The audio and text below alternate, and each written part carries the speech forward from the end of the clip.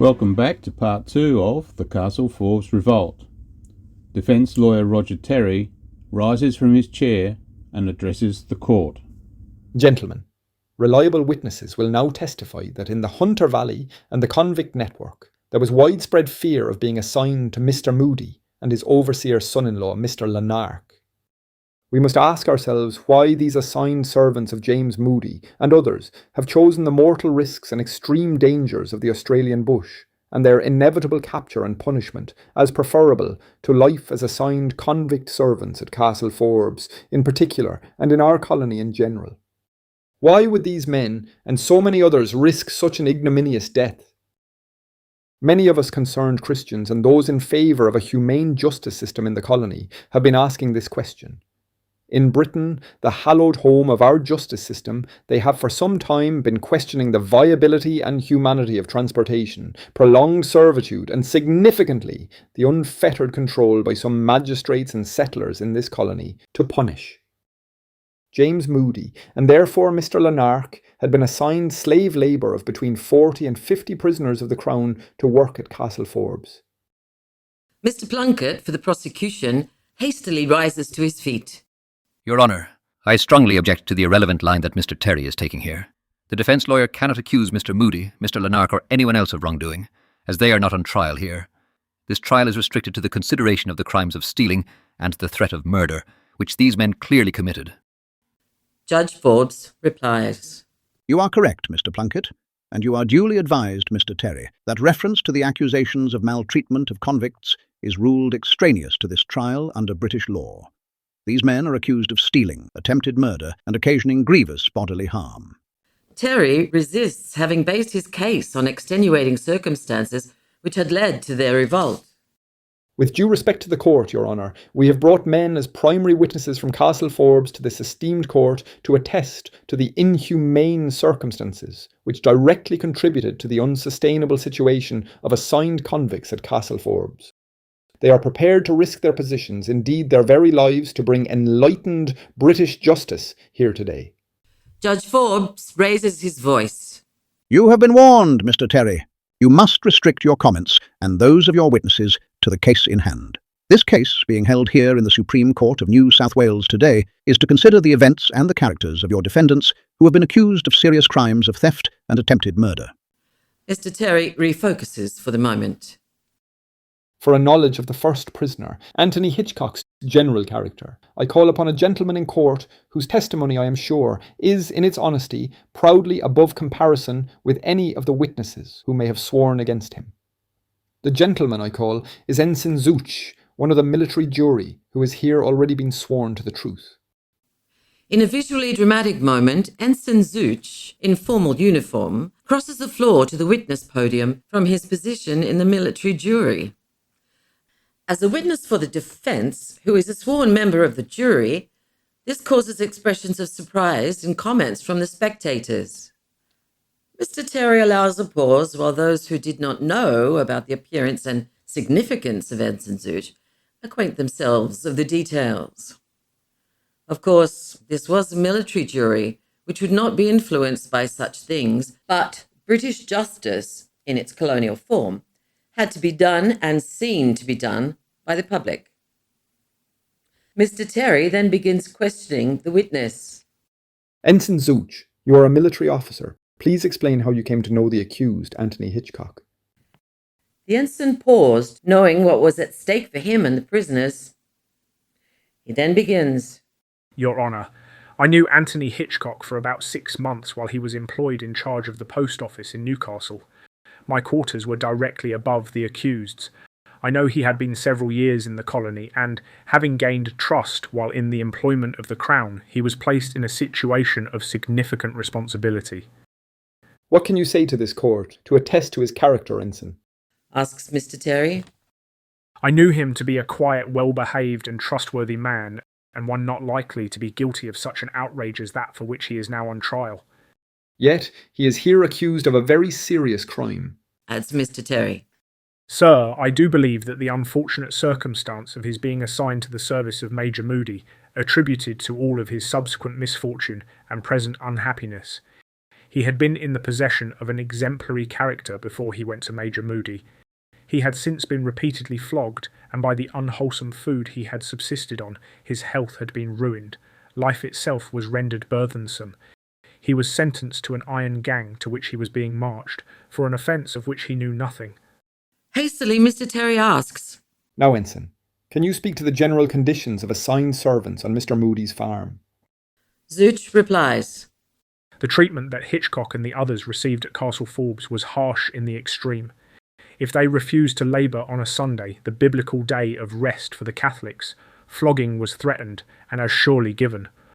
Also, servants who had for months been due for tickets of leave had been refused this indulgence without explanation, or accused of crimes of which they had no knowledge, and if they dared to press their case, a flogging was bestowed that ensured they would never ask again. Quickly, the defence asks, And had not Mr. Jones, one of the accused, written a letter to authorities begging for their intervention, a letter which was destroyed by his masters? Again, the judge intervenes. Desist. Do not answer, Ensign. You are now aware that any reference to the prior treatment of the accused is disallowed in this court. Be aware of the penalties of contravening the rules of this court before you compromise your position further.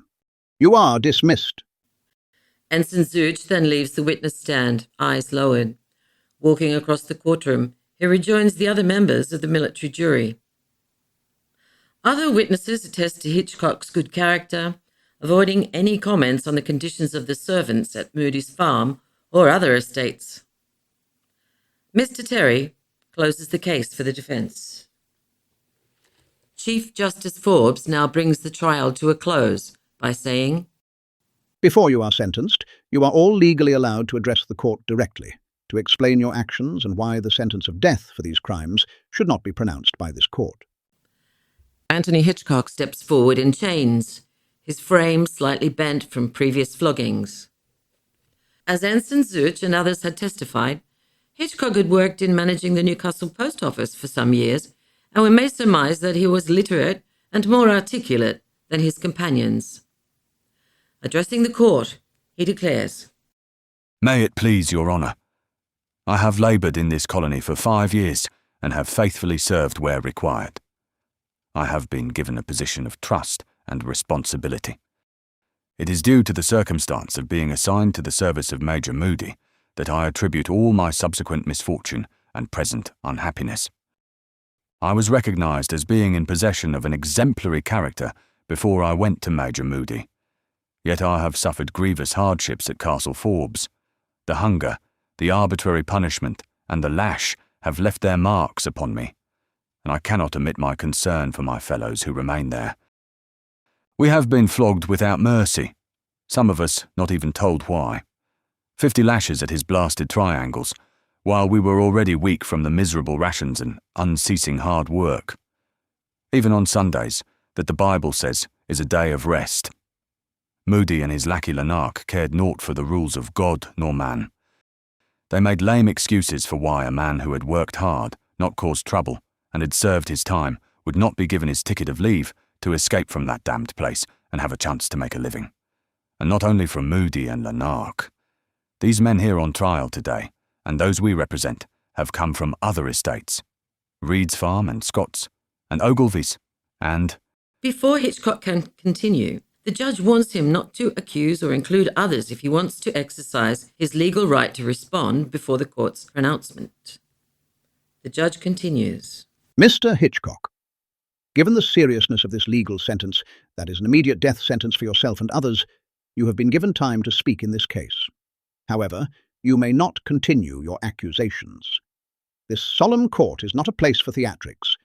Your previous circumstances are not considered relevant here under British law, and you will be restrained by court officials if you try to make this place a circus. Restrict yourself to what is directly pertinent to the serious crimes at hand. The question you face is as simple as black or white. Did you or did you not commit these crimes? Anthony Hitchcock bowed from the physical effects of his former punishment, present chains, and perhaps with the hopelessness of his case, then stood as tall as he could. Your Honour, I have no defence against the crime of being with a fellow convict who attempted to shoot in the direction of Overseer Lanark. As everyone can see, Mr. Lanark as well, and is with us today in court. We then took what we needed to survive, if only for the foreseeable future. For at least it was some kind of future. I can only beg the government to consider the treatment of us convicts at Mr. Moody's farm at Castle Forbes and at other estates. What did he and the others have to lose, knowing that they were facing the death penalty? The deaths of other convicts and bushrangers before them had been, as they knew only too well, the result of this judicial system. Could the only remaining saving grace for their lives be to have on public record the everyday reality of their struggle against the present assignment system and its abuse, and a slight hope for change? If the court would but look at our bare backs, you would see that we do not exaggerate, says Hitchcock, as he and the others attempt to turn and reveal their scars. At the judge's nod, the court guards restrain Hitchcock and the others from removing their shirts and prevent them from speaking. Silence. I said silence. Shouts Judge Forbes, raising his voice from his place at the dark cedar podium above the court. Your words attempt to slander the good names of landowners, free settlers, respected soldiers and magistrates of this government. You are attempting to overthrow the due process of the British legal system, which I am sworn to uphold. Your accusations of maltreatment are ruled extraneous to this trial. Let it be made clear, we are here sworn to uphold and maintain the tenets of British law, under which you are found to be lacking defence. Managing to remain on his feet, Hitchcock implores. We can show you, and these people, our proof and our reasons. Our scars can plead our cause without words. We can show you the scars from the torture that we received. This is why we escaped and did what we did. A bid for freedom, as short as it might well have been. After Hitchcock's statements, he was forcibly returned to rejoin the line of the other accused prisoners. The judge then offers the same option to speak to the other men. Only John Poole responds. Hitchcock speaks for all of us, Your Honour, though our scars speak more than any words or any of us can say. If these facts cannot be accepted in our defence, we are once again silenced by your unjust system. He is then indeed physically silenced. The military jury then returns its judgment. In all seriousness and with the full weight of imperial authority, Judge Forbes begins to pronounce his final judgment on the men. Anthony Hitchcock, John Poole, James Riley, John Perry, James Ryan, and David Jones. You have been, this day, tried and convicted by this court of shooting with intent to kill, in your own words, and of aiding and abetting in this grievous offence. The court has considered your words, and the law requires that such acts against life and property receive the utmost penalty. Anthony Hitchcock and John Poole. You will be returned to the place of your crimes at Castle Forbes in the Hunter Valley and hanged as a visible example to all that this behaviour will not be tolerated. James Riley, John Perry, James Ryan, and David Jones. You will be returned to Sydney Jail, which is the legally assigned place of your execution, and there hanged by the neck until you are dead, and then buried in unmarked graves. You are not martyrs to any legal cause. British justice has been served today. May Almighty God have mercy upon your souls. According to an authoritative paper by David Andrew Roberts entitled Masters, Magistrates and the Management of Complaint, the 1833 Convict Revolt at Castle Forbes and the Failure of Local Governments, in the Journal of Australian Colonial History, published by the University of New England in 2021, we read that another 2 trials were subsequently conducted. The result being the same, except for the significant fact that one of the men, David Jones, was transported to the dreaded Norfolk Island for life. One report in the Sydney Monitor confirms that 2 convicts, Hitchcock and Poole, were thereafter taken to the Hunter Valley by armed guards. The site for their execution was on the very dirt track which bounds the side of Mr. Moody's estate at Castle Forbes, where one of the several attacks had taken place. The 2 were executed there on Saturday, the 21st of December, 1833, as a local, visible example to others. The convict indents provide the following regarding those 2 men who were hanged in the heat of the Hunter Valley in 1833. Anthony Hitchcock, Melville, 1829, who had spoken at the first trial in December, was 41 years old from Essex in England. He was a bricklayer by trade and had previously worked in Newcastle in a position of trust, in charge of the post office, before being assigned to Moody and Lanark as a labourer. John Poole, Claudine, 1829, was a 22-year-old carpenter from Dublin, 5 foot 5.5 tall, with a ruddy freckled complexion, dark brown hair and blue eyes. He had been sentenced to transportation for life. Poole had been punished frequently under Moody's regime, although his character was described by some as well-behaved before certain incidents at Castle Forbes, perhaps as a result of which he had many scars on his face, back and legs. Anthony Poole was literate and had written a letter of complaint about ill treatment by Mr. Lanark, which was intercepted by him. The significance of the Castle Forbes trial for the Hunter Valley and the colony in general is summed up by Mark Dunn in the following way. It was a relatively minor event in itself, but it came to represent the climax of a decade of tension between immigrants, emancipists, landowners, and convicts in the Hunter Valley.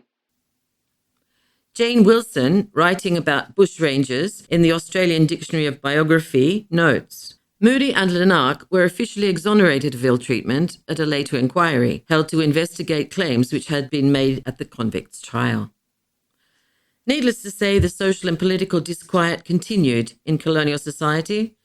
The local and British press, ever more present and dramatic, spread news of increasing social divisions and troubles inherent in the transportation system and its implementation. Transportation's link to bushranging was also clear. In Britain, new philosophical ideas about punishment were emerging, favouring prisons over exile and rehabilitation over punishment.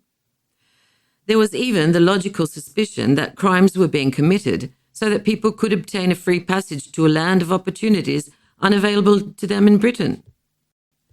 Eventually, the Australian colonies no longer needed convict labour due to economic growth. As a result, the British government's plans changed towards the active encouragement of free settlers to develop the colony. The government wanted skilled immigrants and investment, not prisoners, and feared that the transportation of felons discouraged respectable migration. A colony of unruly convicts and dangerous bushrangers did not attract settlers and their families.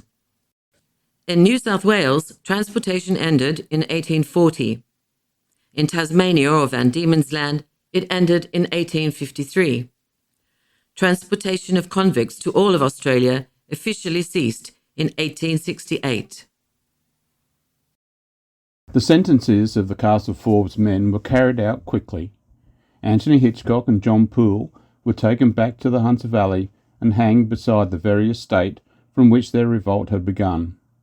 Their deaths were intended as a warning, a visible reminder to every assigned servant in the district of the consequences of resistance. Whether their words in court stirred sympathy, outrage, or quiet reflection among those who heard them is impossible to know.